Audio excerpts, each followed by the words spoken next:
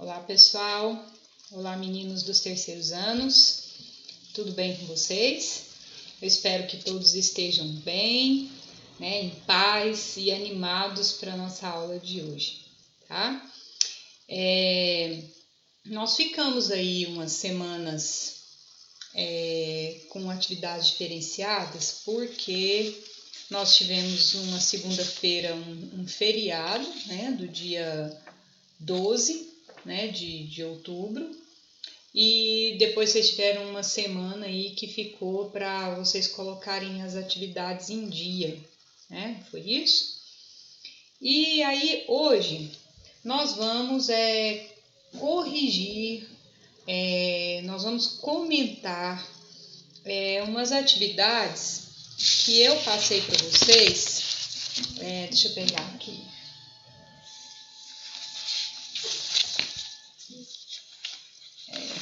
Foram passadas dia 28/9, tá? É da semana 7, as atividades do dia 28/9. Vocês fizeram ela aí, agora eu acho que mais importante, do que a gente ficar fazendo muitas atividades, é a gente comentar, a gente corrigir essas atividades, tá bom? Então vamos lá, vamos fazer correção. Aqui tem um trecho, de uma obra muito conhecida da nossa literatura, que é a obra Vidas Secas, É uma temática muito recorrente, nos vestibulares, a questão do nordestino, a questão da sobrevivência no Nordeste, do sofrimento das pessoas ali. Tá? Então, a obra Vidas Secas é uma obra que faz parte ali da segunda geração do modernismo, na questão dos romances, tá, gente? Quando eu falo romance, eu falo sobre gênero literário, certo? Eu não estou falando do romance da pessoa ser romântica, não, tá bom?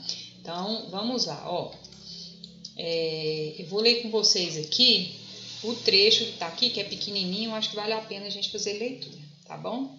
Ó, na planície avermelhada, os juazeiros alargavam 2 manchas verdes. Os infelizes tinham caminhado o dia inteiro, estavam cansados e famintos.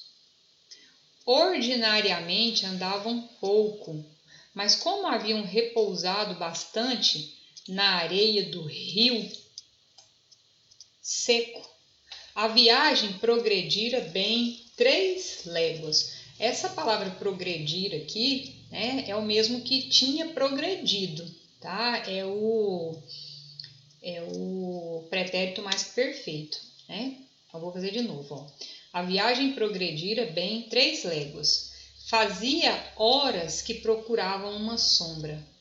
A folhagem dos juazeiros apareceu longe, através dos galhos pelados da caatinga rala.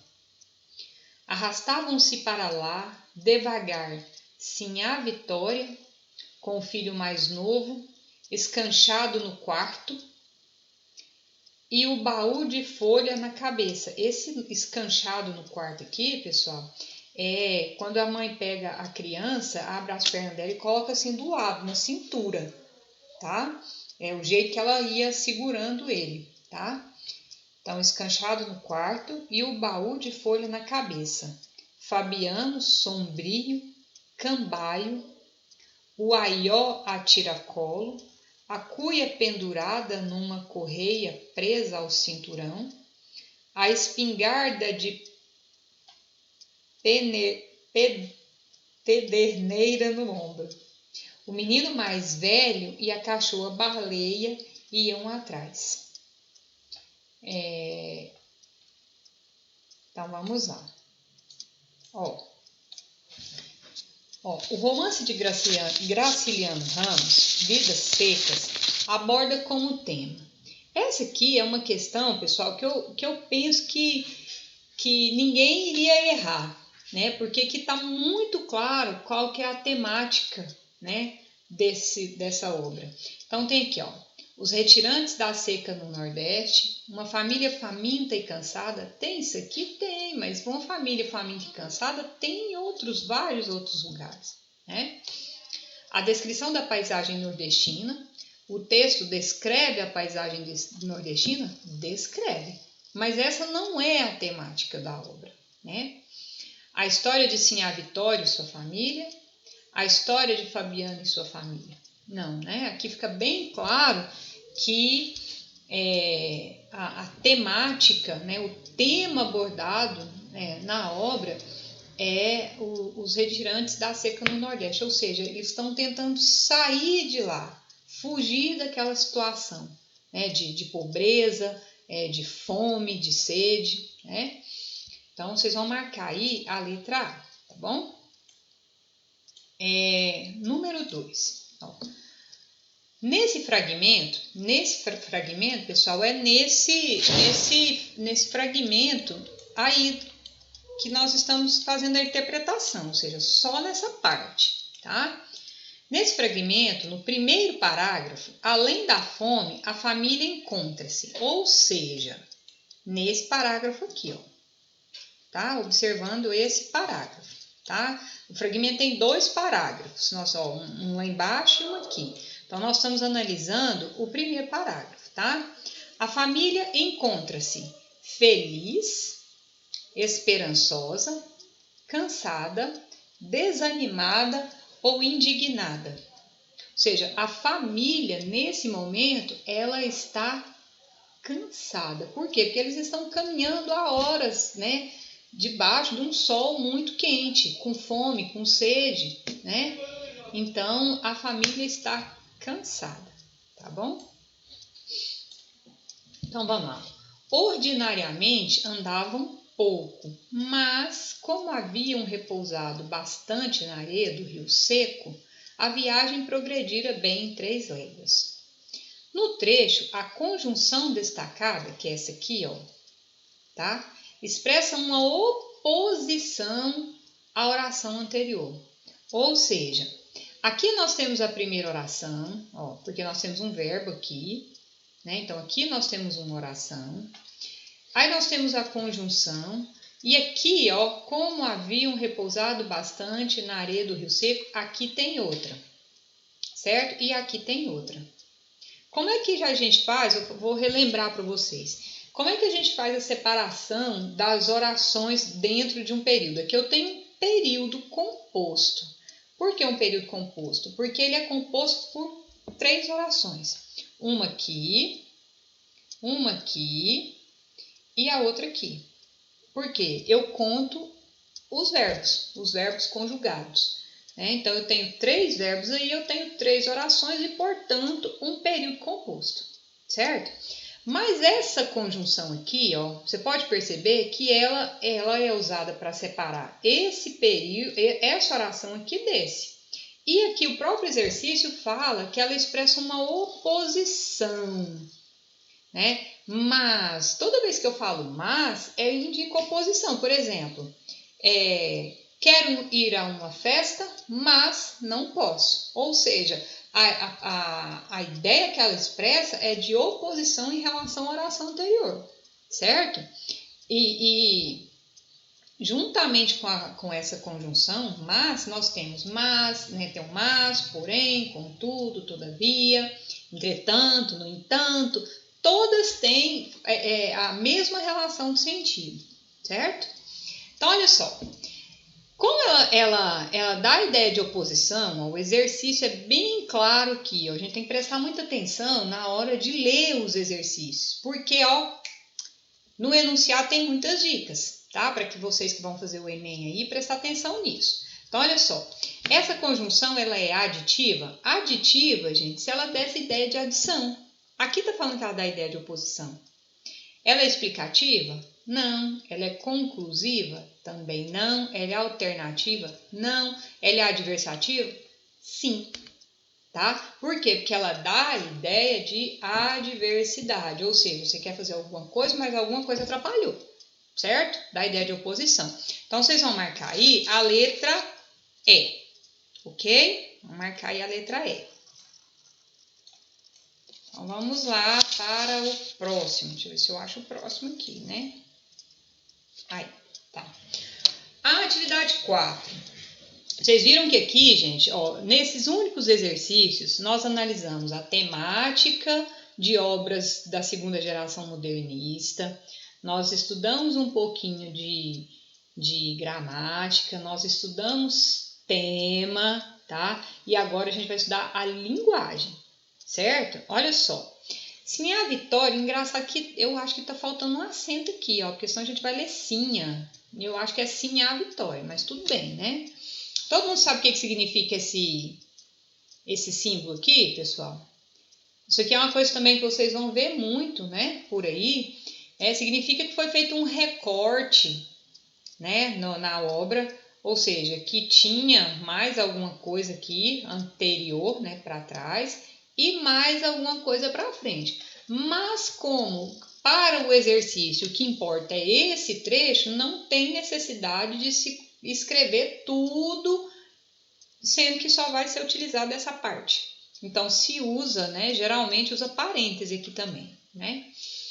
Então, isso aqui indica uma parte, né, do texto. Então, vamos lá. Sinha Vitória, com o filho mais novo, escanchado no quarto e o baú de folha na cabeça, Fabiano sombrio, cambaio, o aió a tiracolo, a cuia pendurada numa correia presa ao cinturão. Essas palavras em destaque, eu confesso que eu não sei o que é esse aió. Depois vamos procurar, né? O que é o aió. Cuia é uma vasilha que faz de cabaça, né? Parte ela ao meio e ela vira um recipiente, né? Para comer, tomar água. Minha avó tinha uma. Usa para lavar, ela usava para lavar arroz, né? Correia, pendurada numa correia presa ao cinturão. Geralmente essas correias dele é tipo uma fita, né? Uma tira aqui, geralmente era de couro, né? E escanchada é porque estava assim, ó, pendurado assim do lado, perto da cintura, né? Então, ó, no trecho, em relação às palavras destacadas, podemos concluir que representa uma linguagem simples, rebuscada, arcaica, regionalista ou formal. Isso aqui, pessoal, é uma coisa muito importante de vocês saberem diferenciar, tá? A linguagem simples é aquela linguagem objetiva, clara, muito fácil de ler, que não tem palavra difícil, que não fica fazendo, né, rodeios. Essa é a linguagem simples. A linguagem rebuscada já é o contrário.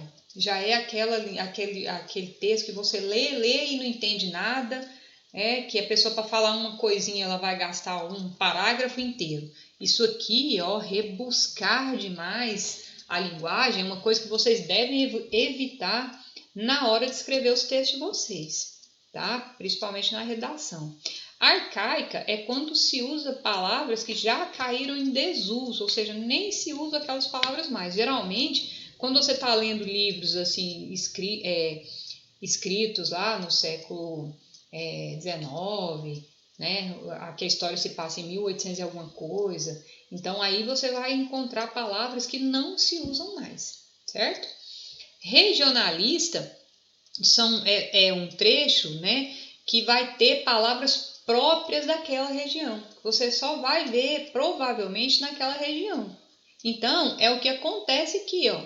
Essas palavras aqui são palavras usadas naquela região, né? Se você prestar atenção, quando a gente conversa com uma pessoa de outra região, a gente já conhece pelo uso das palavras e pelo sotaque, né? Ele tem um sotaque diferente. É igual goiano quando chega em outros lugares, né? Todo mundo já sabe, porque puxa o R, né? Fala carne, né?